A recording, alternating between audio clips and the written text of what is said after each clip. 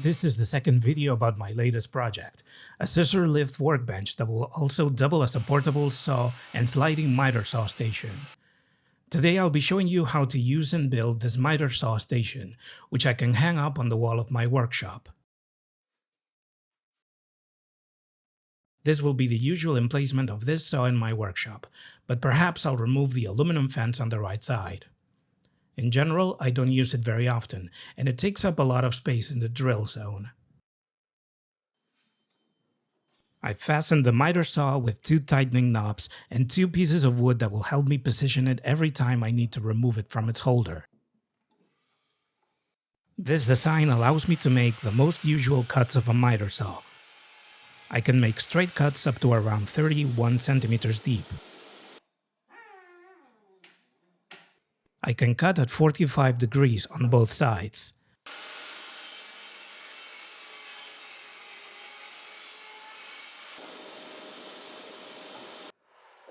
By pulling on the extendable table a little, I can make miter cuts of almost 60 degrees.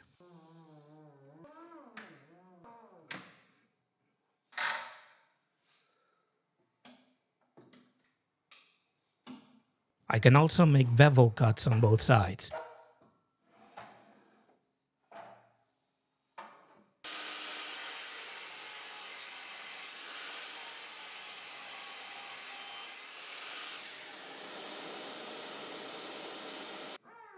The only area that's limited is compound cuts, but this isn't a very usual kind of cut.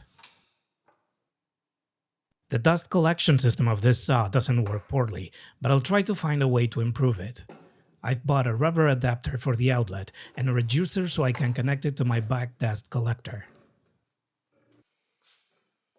I made some track stops to use them with the aluminum fences. In order to cut longer pieces, I've made these fences extendable.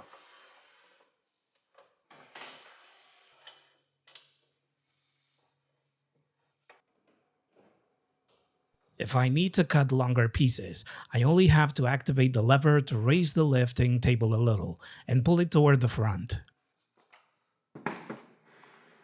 As you can see, in order to hang up the holder of the saw, I use the system known as French cleat. It's that simple and effective.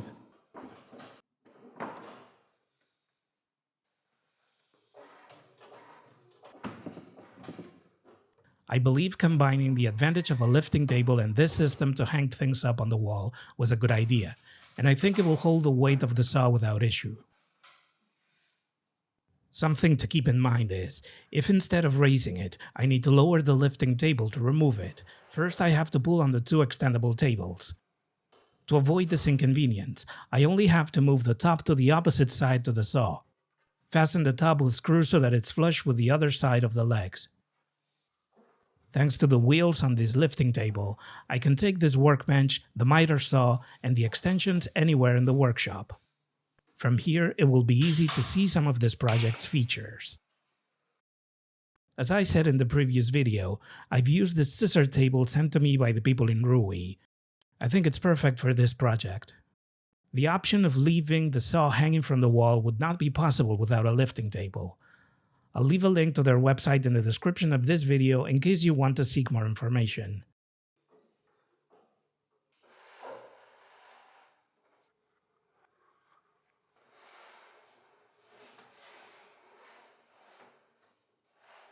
I'm going to loosen the tightening knob to align the fences with a miter saw. I'll use a wooden or aluminum guide. I think I was able to make a wide and comfortable work surface, and the extensions are perfectly flush with a miter saw.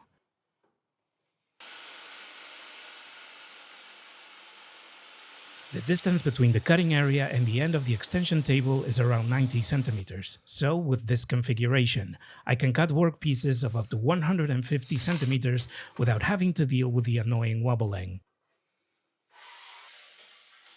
By extending the aluminum fence all the way, I can cut work pieces of up to 207 centimeters. Here you can see the wobbling issue I was mentioning earlier. In these cases, I can use the dovetail channels I machine in the tops of the extendable tables.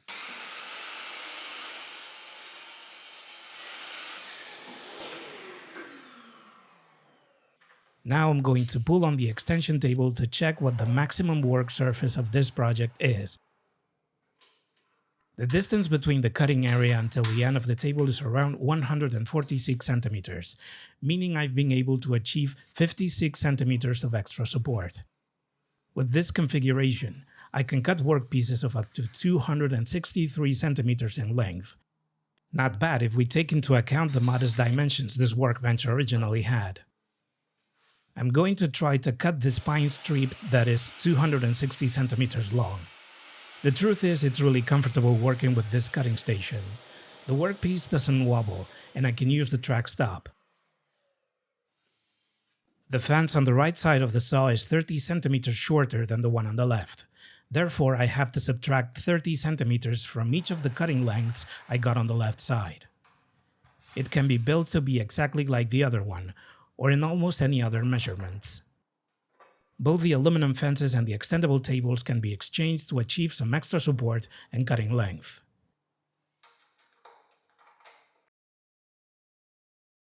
These are the project plans that you'll find on my website. I'll leave a link in the description of this video in case you're interested in building this tool or collaborate with my work. Being able to use this lifting workbench with various types of saws and also as a work table makes it very versatile for small workshops. I'll try to cut something heavier, such as this pine plank that is 260 centimeters long, 8 centimeters high, and 15 centimeters wide.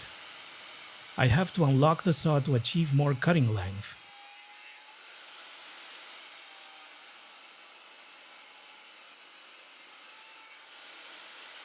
The saw can cut it without problems in 3 runs.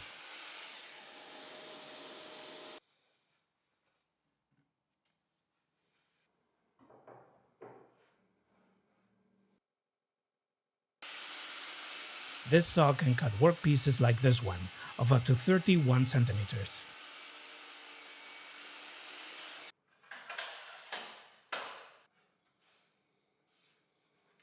Now I'm going to show you how to disassemble this tool.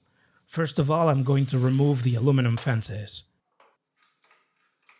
I only have to loosen 2 knobs, and the hammerhead nut allows me to remove the profile from above.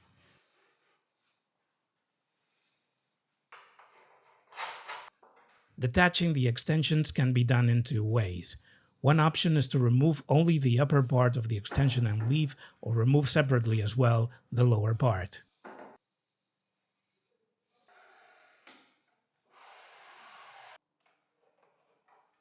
The other option is to rotate and remove the extension table completely.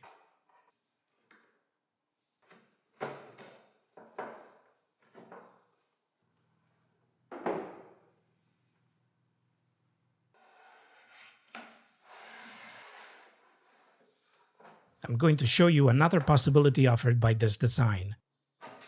I remove the wheel stop and push the workbench to its emplacement. Now I only have to lower the lifting table to leave the saw hanging on the wall and be able to take the workbench somewhere else. Of course, I can keep using the miter saw, albeit without the supports that these extension tables offer. I think it's a very interesting system for smaller workshops because you can use the workbench and miter saw separately. Similarly, I can also use the plunge saw and miter saw station at the same time. If you haven't seen it yet, I recommend watching the first video on this project, where I'll show you in detail how the plunge saw station works. I'll leave a link to the playlist for this project in the description of this video.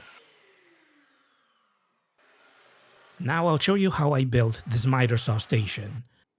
First of all, we have to cut the sides of the miter saw holder. First, I'll mark its size with a pencil and use the plunge saw station to make the cuts.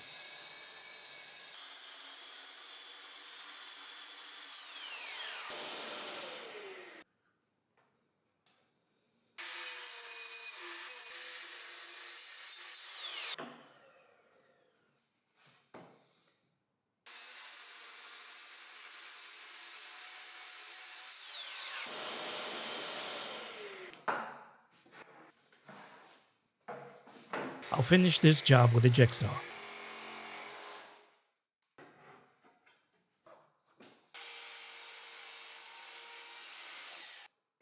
Although I used screws in the plans to make this holder, in the end I'll be using biscuits. I think both systems are valid. I'll use screws to join the two top pieces together. With the table saw, I'll make the 45-degree cut to the two pieces that will allow me to hang up the holder on the wall. This cut can also be made with a plunge saw itself. I apply some wood glue, insert the biscuits, and use clamps to apply pressure.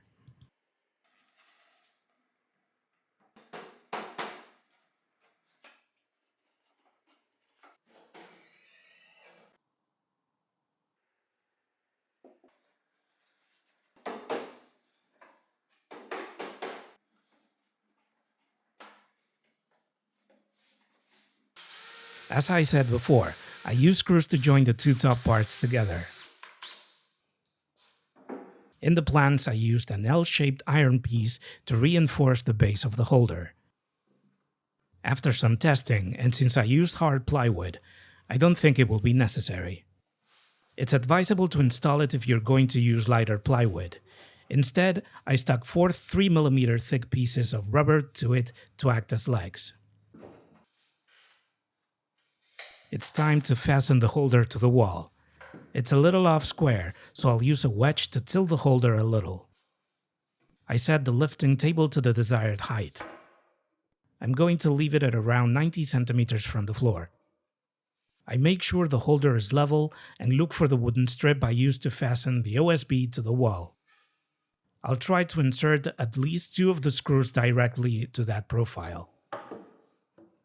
The OSB on the wall makes this job easier, and I think that with this amount of screws there won't be a problem.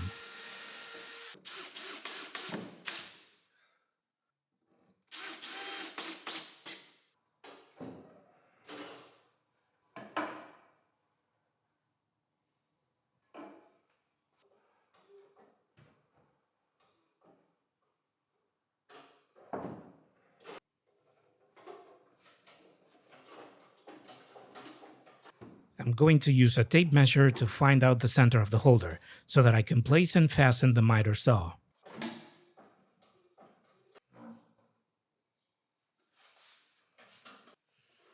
I fastened the two pieces of wood that will act as stops.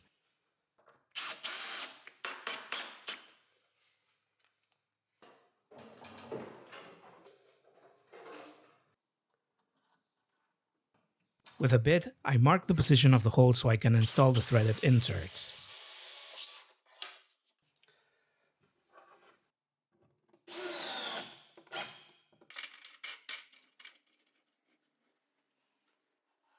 I'm going to start making the extensions. First of all, I have to mark and machine the channel so I can adjust the depth of both tables. I drill two holes with a column drill. I took out the riving knife from my table saw so that I can finish cutting the channel. This process can be dangerous if it's the first time you're doing it. In this case, it's best to use a plunge saw like I did at the beginning to make the sides of the holder for the miter saw.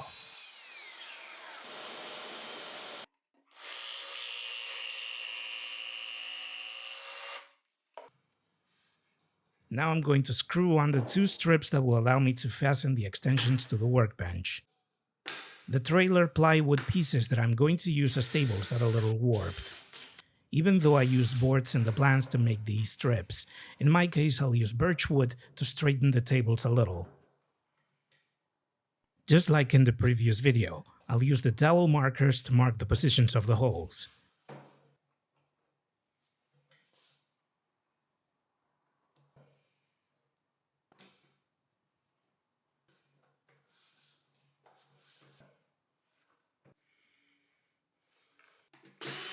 I have to remove these strips so that I can finish drilling the holes with a column drill.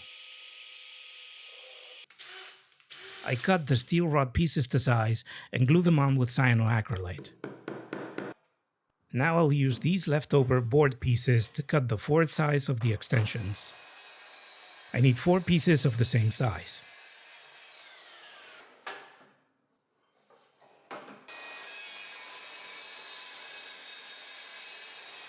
After marking with a pencil the required cuts, I shape the 4 sides with a bandsaw. These cuts could also be made with a jigsaw. I'm going to mark and drill the hole required for the locking bolt. I'll use a square neck bolt so that it won't turn when tightening the knob. With a chisel, I carve out some wood so that I can insert the flat part of the bolt.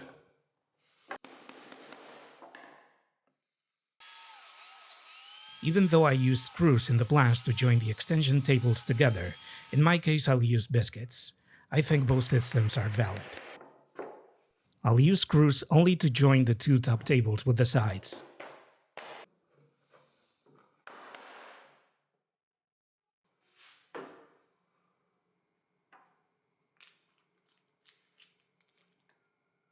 All that's left is to do some testing to make sure everything is working correctly. I'm going to cut some channels in the bottom of the tables. I'll use the dado blade of my table saw, but this could be done with a plunge saw, like I did in the first video. I'm only going to cut around 2 mm deep so that later I can level these tables with a miter saw's work table. I checked and, as I predicted, I have to cut these channels a little deeper so that I can level these pieces. Now that it's easier, I cut the two dovetail channels. First with a dado blade and then with a router table.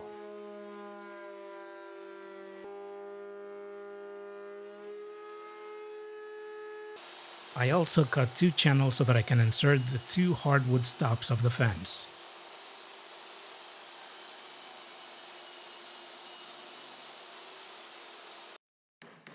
I finished these channels with a chisel. Now I'm going to drill all the required holes in the tables. I'm going to countersink the ones in the channels.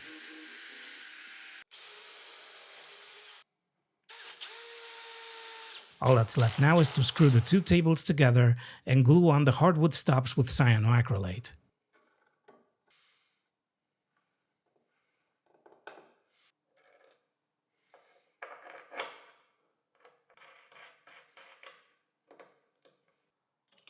That's all for today. In a few days I'll post a new video showing you how I built the aluminum fences and track stops for this project. See you soon.